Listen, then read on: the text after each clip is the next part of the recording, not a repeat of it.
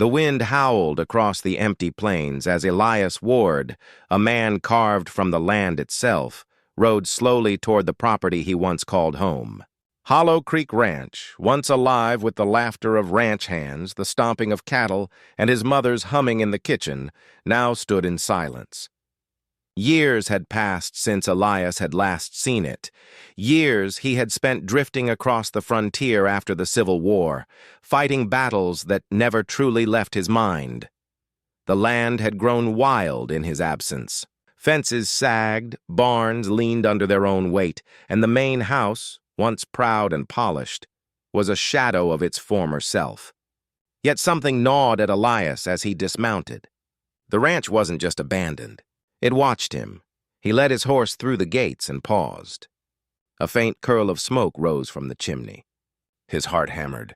No one had been here in years, at least not legally. So who was burning wood in his hearth? Pushing open the front door, he expected nothing more than dust and cobwebs. Instead, he found fresh footprints in the dirt floorboards, a blanket folded neatly across the settee, a tin cup still damp from water. Someone lived here. And then he heard it. A voice, soft, but firm. "You shouldn't have come back." Elias turned sharply, his hand resting on the revolver at his hip. In the dim light of the parlor stood a woman he had never seen before. She was young, no older than 20, with auburn hair that fell loose around her shoulders, her dress patched but clean.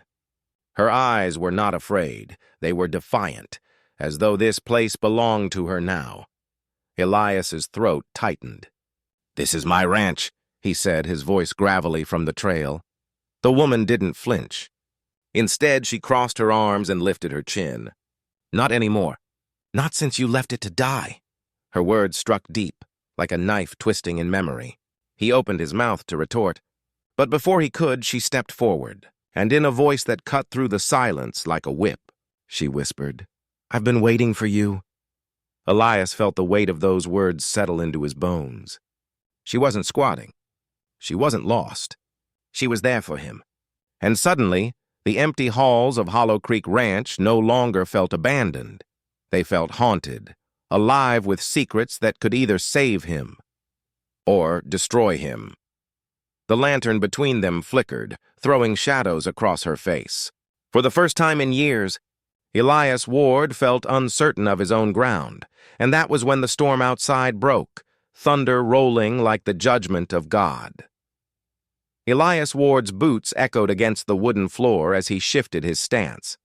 The woman before him didn't cower, didn't explain herself with the nervousness of a trespasser. She stood her ground, her hands folded neatly in front of her, as if she had every right to be in his father's home. Elias's voice came out low, controlled. "You've got one chance to explain yourself before I drag you out of here. Who are you?" The woman's eyes flickered in the lantern light, green with flecks of gold, sharp enough to pin him in place. "My name is Lydia Ashford," she said. "And this ranch, it saved my life." Her words hung heavy in the silence. Elias studied her. Her dress was worn, patched at the seams, but clean. Her hands bore calluses, not of leisure but of work, hard, endless work. She wasn't some outlaw hiding from justice, nor a lady lost on the frontier. She was something else, something determined. "How long have you been here?" he asked, suspicion weaving through every word. 2 winters, Lydia said without hesitation. "I came when I had nowhere else to go. Hollow Creek was abandoned, left to rot. So I made it mine. I kept the roof patched. I tilled what soil I could. I survived." Her chin lifted. "This house gave me shelter when the world offered me nothing." Elias felt the words slam into his chest like a hammer. 2 winters. That meant while he had been drifting aimlessly across towns and camps, drowning himself in whiskey and regret, she had been here, in his home, breathing life into what he had let decay. "You don't understand," Elias muttered, running a hand over his jaw. "This ranch, it belonged to my family. My father built it from nothing. Every fence post, every beam, every stone in that hearth, all of it was blood and sweat. I can't just let a stranger claim it." For the first time, Lydia's gaze softened. She stepped closer, and he caught the faint smell of lavender worn into her clothes, despite the harshness of frontier life. Then why did you leave it? The question sliced deeper than any accusation. Elias's chest tightened. Memories rose unbidden. The war, the night terrors, the empty bottles. He had ridden away from Hollow Creek not because he didn't love it, but because he couldn't bear the weight of it anymore. He opened his mouth to defend himself, but Lydia spoke first, her voice trembling with something between anger and pain. "My husband died in a mine collapse," she said. "I was left with nothing but debts and whispers. Folks looked at me like I was cursed. No one would hire me. No one would house me. I wandered until I stumbled on this place broken and forsaken, and for the first time since I buried him I felt safe." Elias swallowed hard, his throat dry. The way she spoke wasn't the voice of someone asking for permission. It was the voice of someone staking a claim out of necessity, out of survival. But something else lingered in her words, a raw honesty that gnawed at him. "So," Elias said slowly, his voice gravelly, "you've lived here alone. 2 winters by yourself. No kin, no help?" Lydia met his gaze, unwavering. "Alone, until now." The storm outside howled, rattling the windows. A gust of wind flared the lantern flame between them, casting shadows that stretched long and twisted across the room. For a moment, Elias felt as though the very walls of Hollow Creek were listening, waiting. His instincts told him to push her out, to reclaim what was his by right. Yet something deeper, something unspoken, told him that if he forced her away, the ranch would fall into emptiness again. Lydia's presence had not only saved the house, it had revived its spirit. Still, mistrust lingered. Elias crossed his arms, his voice hard again. "You say this place saved your life. Fine. But that doesn't explain why you said you were waiting for me." For the first time, Lydia faltered. Her gaze dropped to the floor, her hands twisting together. The proud defiance she had worn like armor cracked just enough for Elias to glimpse the truth beneath. Finally, she whispered, "Because this ranch is tied to you. And to me, more than you know." Elias's blood chilled. "What the hell does that mean?" Lydia raised her head, her eyes wet with unshed tears, yet burning with resolve. "It means my husband's death wasn't an accident.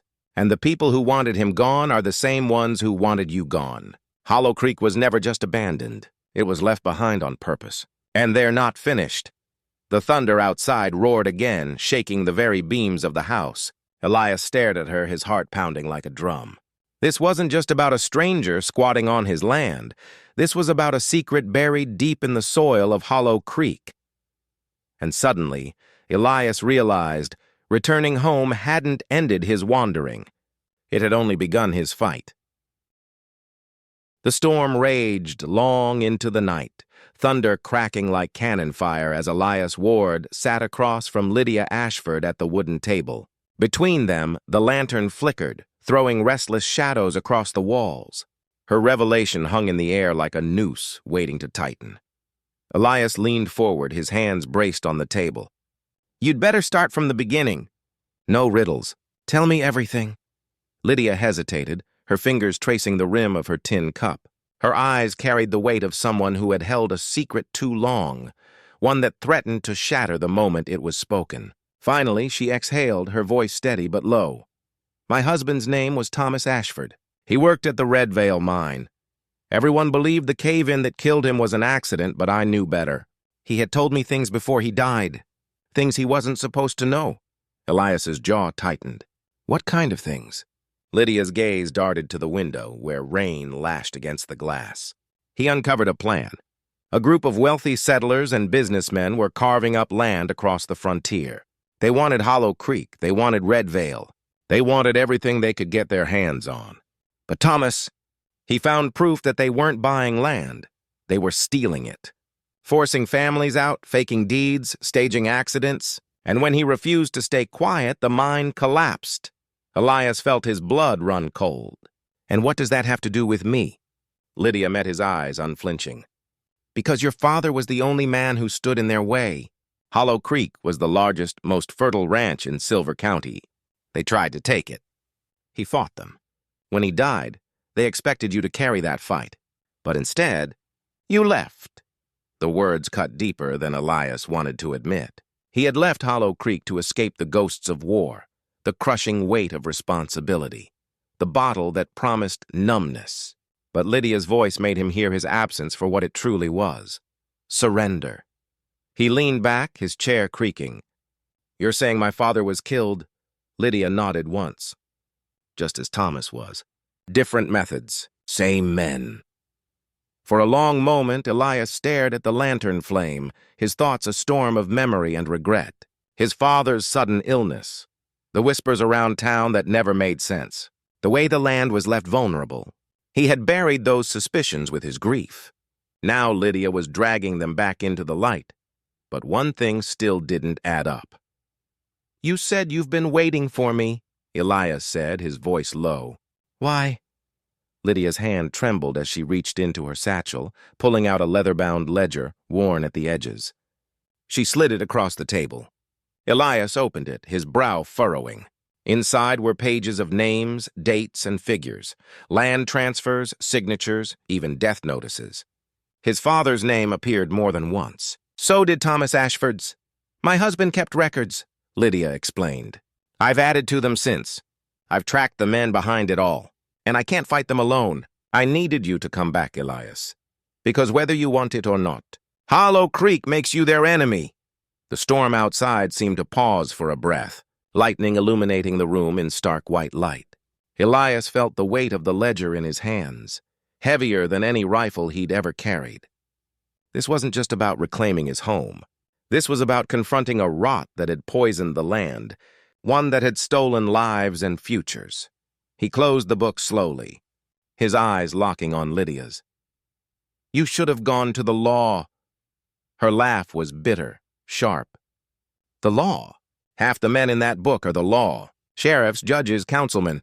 Do you think they'll put themselves in chains? No, Elias. If justice comes, it comes from those willing to risk everything." Silence stretched between them. Elias's mind warred with itself.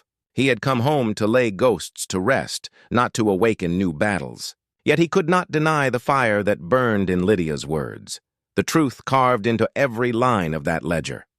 Finally he stood, pacing toward the hearth. The fire had burned low, embers glowing like buried coals. He tossed another log on, watching it catch, sparks leaping into the air. His voice was quiet, almost to himself. "I buried too many men to fight another war." Behind him, Lydia's voice trembled, but it did not waver. "Then you'll lose more than men this time. You'll lose your home, your name, and whatever's left of your father's legacy. I didn't wait 2 winters in this house to see it swallowed by men who think they own the world." Elias turned, his eyes shadowed but fierce. For the first time since stepping foot on Hollow Creek, he felt the stirrings of the man his father had raised him to be, not the drifter, not the broken soldier, but the heir to a fight worth taking. He looked at Lydia, her hands clenched at her sides, her face pale but resolute, and he realized she wasn't asking him for help. She was demanding he face the truth. The thunder cracked once more, but this time Elias didn't flinch. "Then we don't wait," he said. "We strike first." Morning came heavy and gray over Hollow Creek. The storm had passed, but the mist that clung to the fields felt like a warning. Elias Ward stood on the porch of his father's abandoned ranch, hands resting on the rail, watching the land stretch out in silence. For a moment, he could almost see the ghosts of the past, cattle in the fields, his father walking the fence line. Life before betrayal had poisoned the soil. Behind him, the cabin door opened with a groan. Lydia Caro stepped out, her face pale but determined, carrying a wicker basket. Elias expected food, but when she set it down, the clink of metal betrayed something else. He arched a brow. "That doesn't sound like supper." Her eyes narrowed and she pulled back the cloth. Inside lay a rifle wrapped in oilskin, a pouch of cartridges, and a hunting knife. Beneath it all, folded neatly, was a worn map. Elias gave a low whistle. "You've been keeping secrets." "I had to," Lydia replied flatly. "When Daniel died, I knew the men who took him wouldn't stop. They prey on widows, on anyone without a gun to stand behind them. I wasn't going to be helpless." Elias's respect for her sharpened. Most women would have packed up and run. She had stayed, endured, prepared. She spread the map across the porch rail, her finger landing on a mark just north of Redvale. Here, a ledger house. They keep contracts, false deeds, bribes, everything. If we want to expose them, we can't rely on that one book alone. We need documents no one can deny. Elias studied the mark. He'd seen buildings like that before in border towns. Plain, forgettable, but pulsing with rot inside. His jaw tightened. It'll be crawling with hired guns. That's why you're coming with me, Lydia said, her voice steady. For a heartbeat, he almost smiled. There was steel in her, sharper than the rifle she carried. But he reminded her, if they catch us, then we die, she cut in. Her gaze held his, unflinching. But I won't live waiting for them to come and take what little I have left. Her words struck deep. Elias thought of his father, of the war, of men who had chosen silence and paid for it with graves no one visited. He would not make the same mistake. By noon, they were riding toward Redvale, keeping to the back trails. The town bustled when they arrived, merchants shouting, wagons creaking, children darting between horses. To anyone watching, Elias and Lydia were just another pair of settlers passing through. But Elias felt the weight of every glance. The Ledger House sat on the far edge of town, a squat wooden building with shuttered windows and peeling paint. Too plain, too deliberate. They tied the horse behind a stable and approached the back. Lydia produced a small iron pick from her satchel, kneeling by the lock. Elias watched her work, surprise flickering in his eyes. "You're full of tricks," he murmured. Her voice was cold. "Desperation teaches you what survival demands." With a click, the lock gave. They slipped inside. The air reeked of dust and ink. Cabinets lined the walls, drawers labeled with neat handwriting. Papers lay stacked in piles, some so fresh the ink glistened. Lydia went straight to work, rifling through drawers. Elias stood guard near the door, revolver at the ready. "Here," Lydia whispered, pulling out a bundle of deeds. "Hollow Creek, Redvale, Silverton, all forged. All stolen." Elias's blood boiled. Names he knew leapt from the pages. Neighbors forced off their land, widows stripped of homes. Proof. Enough to hang a dozen men. Then, a sound. Bootsteps. Slow, deliberate. Voices followed. "Hollow Creek is ours within the month. If Ward shows, he'll share his father's fate." Lydia's breath caught. Her hand gripped Elias's sleeve, nails biting through fabric. He pressed her against the cabinet, holding still, his revolver steady in his hand. The men entered the front room, shadows flickering across the wall. "Finish here then, Silverton," one said. "Judge is already bought. By winter, the whole valley will be ours." Rage surged through Elias. He wanted to step out, fire until the room was silent. But Lydia's grip tightened, whispering one word that anchored him. Proof. She was right. Killing them now would be vengeance, not victory. The boots moved toward the door. A moment later, silence returned. Elias let out a slow breath. He turned to Lydia. Their eyes met, and in that silent exchange, a bond was forged. Not of blood, not of chance, but of shared fire. He tucked the deeds into his coat. "We'll bring them down with their own ink." Lydia's jaw hardened. "And we won't stop until every name in these papers is free." Together, they slipped out into the misty streets of Redvale, carrying proof that could topple giants, if they lived long enough to use it.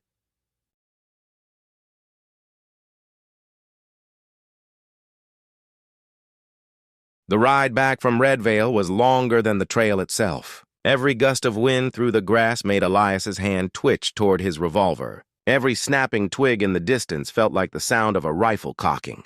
Lydia rode close behind, her satchel bulging with stolen deeds that could set half the valley free, or bury them both in unmarked graves. By the time Hollow Creek came into view, the evening sun hung low, spilling blood-red light across the prairie. Elias slowed his horse, scanning the horizon. Something gnawed at him, a silence too deep, too deliberate. "Something's wrong," he muttered. Lydia's brow furrowed. "What do you mean?" He pointed to the ranch. No smoke curled from the chimney. No sound of cattle in the fields. Not even the creak of a windmill. Hollow Creek wasn't homecoming, it was a trap. Elias dismounted, signaling for Lydia to stay low. His boots sank into the dirt as he advanced, revolver drawn. The porch boards groaned under his weight. Inside, the door hung open by an inch. He pushed it wider with the barrel of his gun. The cabin was ransacked. Chairs overturned, flowers scattered across the floor like snow, drawers pulled out and emptied. But the worst was the message carved into the table, a single word: run. Lydia entered quietly behind him. Her hand flew to her mouth. They know. Elias's jaw clenched. They were here, waiting. And if they left this... He tapped the word with the barrel of his gun. It means they want us to know they're coming. Before she could respond, a sharp whistle cut through the dusk. Then another. The sound echoed across the valley, a hunting call. Lydia's eyes widened. They're closing in, Elias's pulse thundered. He grabbed her arm, pulling her toward the barn. We can't fight them here.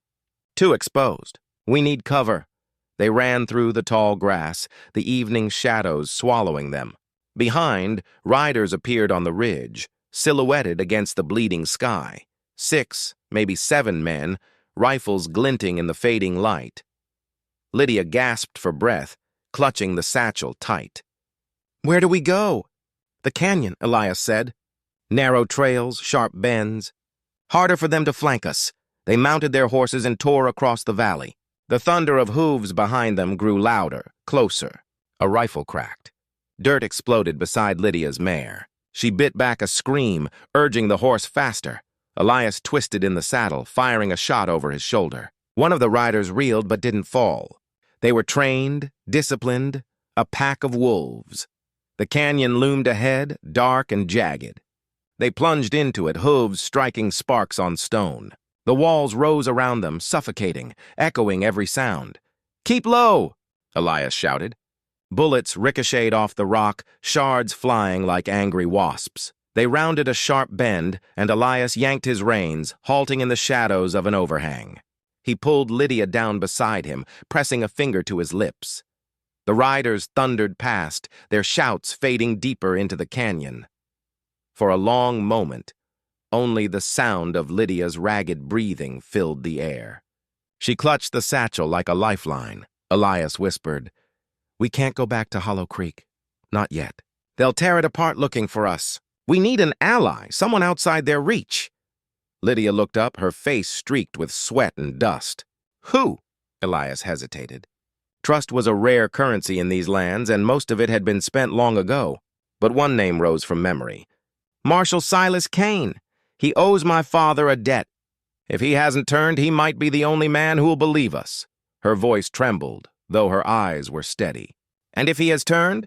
Elias loaded another cartridge into his revolver, the click echoing in the canyon's stillness. Then we stand alone. Lydia reached out, her fingers brushing his sleeve. You stood alone for years, Elias. You don't have to anymore. The words sank deep, steadier than any rifle in his hand. He met her gaze, saw the fire that fear had not extinguished, and gave a slow nod. Above them, the first stars broke through the twilight. Behind them, the hunters regrouped, their whistles carrying on the wind. Elias mounted his horse, pulling Lydia up behind him. Then let's ride before they circle back. If we fall, it won't be running, it'll be fighting. Together. They rode into the night, the satchel of stolen deeds pressed between them, a fragile hope flickering in the dark, even as the shadows of pursuit grew ever closer. The dawn broke pale over the horizon, washing the plains in muted gold. Elias Ward had not slept. Neither had Lydia.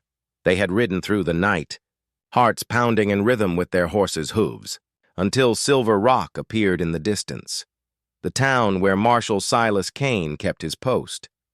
The satchel of stolen deeds lay heavy between them. Heavy not just with paper, but with the lives of every settler bound by the rancher's greed. If Elias and Lydia failed now, those lives would vanish like dust in the wind. As they entered town, heads turned. Elias hadn't set foot here in years, but folks remembered the Ward name, a family of stubborn ranchers who never bent a knee. Some faces looked hopeful, others wary, and some, Elias realized with a tightening gut, afraid. The marshal's office stood at the far end of the street, a weathered building, its badge-shaped sign swaying gently in the morning breeze. Elias dismounted, every muscle taut. Lydia followed, clutching the satchel. Marshal Silas Kane was waiting. Older now, his hair more silver than black, but his frame still strong, his eyes sharp. He stood on the porch, arms folded. For a moment, silence hung between the three of them. Then Silas spoke. "You've stirred up a hornet's nest, Elias." Elias's voice was low. "I didn't stir it. Just uncovered it." Silas studied him, then shifted his gaze to Lydia. Her shoulders were squared, her chin lifted despite the weariness in her eyes. Something in that look made the marshal pause. "Come inside," he said at last. The office smelled of tobacco and old leather. Sunlight streamed through the blinds, striping the floor. Silas closed the door behind them, then nodded to the satchel. "Let me see it." Lydia hesitated, but Elias gave a slight nod. She set the satchel on the desk and opened it. The deeds spilled out, dozens of them, proof of theft and deceit. Silas sifted through the papers, his weathered hands surprisingly gentle. Finally, he leaned back in his chair. "This is enough to bring half the valley's land barons to trial. Enough to shake the ground they stand on." Elias's jaw tightened. "The question is, will you?" Silas's eyes flickered, unreadable. The silence stretched. Elias's hand drifted toward his revolver. Lydia's breath caught in her throat. Then Silas let out a long sigh. "Your father once saved my life. Pulled me from the jaws of an ambush when every other man fled. I swore then I'd never turn against a ward." He looked up, his gaze hard as steel. "That oath still holds." Relief washed through Elias, though he didn't let it show. Lydia's hand brushed his, a quiet anchor in the storm, but the reprieve was short. A sharp whistle pierced the air outside, the hunter's call. Elias's blood froze. They had found them. Silas stood. "Looks like they mean to end this here." Elias drew his revolver, spinning the chamber. "Then let's finish it." The street outside filled with riders, their rifles glinting in the morning sun. Townsfolk ducked into doorways, shutters slammed shut. The hunters dismounted, spreading in a line. Their leader, a scarred man named Jeb Harrow, sneered. "Hand over the deeds, Ward. Maybe we'll let you crawl away." Elias stepped forward, the papers clutched in one hand, his revolver in the other. "These don't belong to you. They belong to the people you bled dry," Harrow spat. "Last chance." Elias glanced at Silas, then at Lydia, whose eyes blazed with quiet fire. He knew then there was no turning back. He lifted the deeds high. "These go back to their rightful owners. Over my dead body." The street erupted in gunfire. Bullets tore through the air, shattering windows, splintering wood. Elias fired, dropping one rider then another. Silas moved like a man half his age, his rifle cracking with deadly precision. Lydia, crouched by the porch, reloaded Elias's revolver with steady hands, her courage unflinching. When the smoke cleared, only silence remained. Bodies lay sprawled in the dust. The hunter's rein was broken. Elias stood in the street, chest heaving, his shirt torn by a grazing shot. Lydia ran to him, clutching his arm. Silas stepped out, lowering his rifle, his eyes solemn. "It's done," he said. Elias looked at Lydia. Her face streaked with dust and tears, and for the first time in years, he felt something more powerful than vengeance, hope. He placed the deeds in Silas's hands. "Make sure they're given back." "Every last one," Silas nodded. "You have my word." As the town began to stir, doors opening, faces peering out, Elias turned to Lydia. She smiled through her exhaustion, a smile that lit the ruined street with quiet promise. "Home isn't the ranch," she whispered. "It's here." Elias pulled her close, the storm of years finally breaking. "Then let's build it, together, and beneath the rising sun." With the town watching, Elias Ward and Lydia Carrington stood not as fugitives, but as survivors, bound not by land, nor by vengeance, but by the fragile, unyielding strength of love and hono.